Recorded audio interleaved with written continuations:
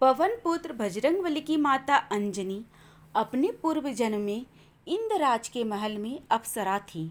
उनका नाम पुंजिकस्थला था। उनका रूप बहुत आकर्षक और स्वभाव बहुत चंचल था।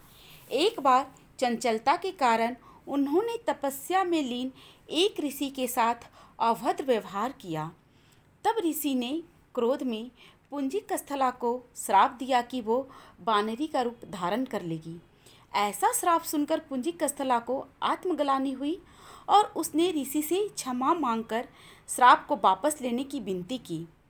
तब ऋषि ने दया भाव से कहा कि तुम्हारा बानर रूप भी परम तेजस्वी होगा और तुम एक बहुत ही कीर्तिवान और यशस्वी पुत्र को जन्म दोगी।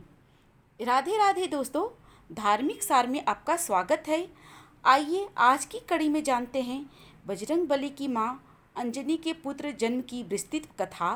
साथ ही हम आपको बताएंगे कि बजरंगबली का जन्म किस प्रकार हुआ और क्यों उनको बानर रूप मिला।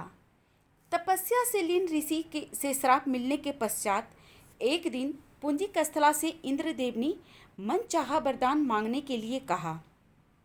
तब पुंजिकस्थला ने इंद्रदेव से आग्रह किया कि यदि संभव हो तो वो उसे ऋषि द्वारा दिए गए श्राप से मुक्ति प्रदान करें।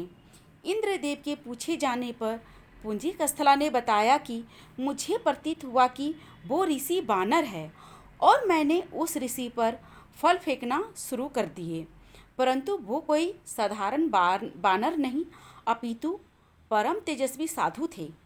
मेरे द्वारा तपस्या भंग होने के कारण उन्होंने मुझे श्राप दिया कि जब भी मुझे किसी से प्रेम होगा तो मैं बानर का रूप धारण कर लूँगी।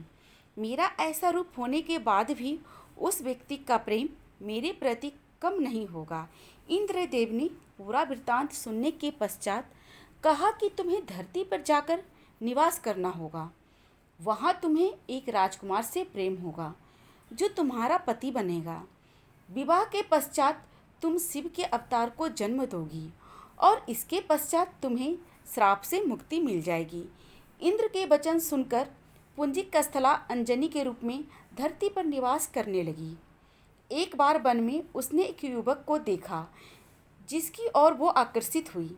जैसे ही उस युवक ने अंजनी को देखा, अंजनी का चेहरा बानर का हो गया। अंजनी ने उस युवक से अपना चेहरा छुपाया। जब युवक उसके पास आया तो अंजनी ने कहा, मैं बहुत बदसूरत हूँ।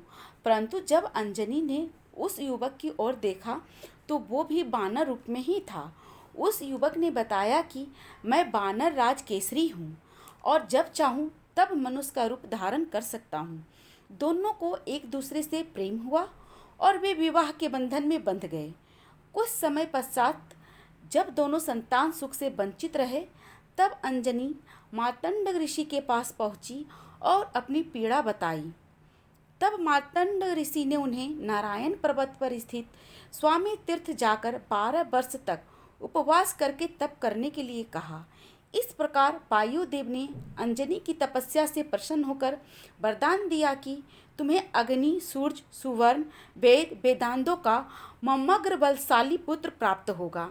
यह वरदान प्राप्त होने के पश्चात वे शिवजी की तपस्या करने लगी।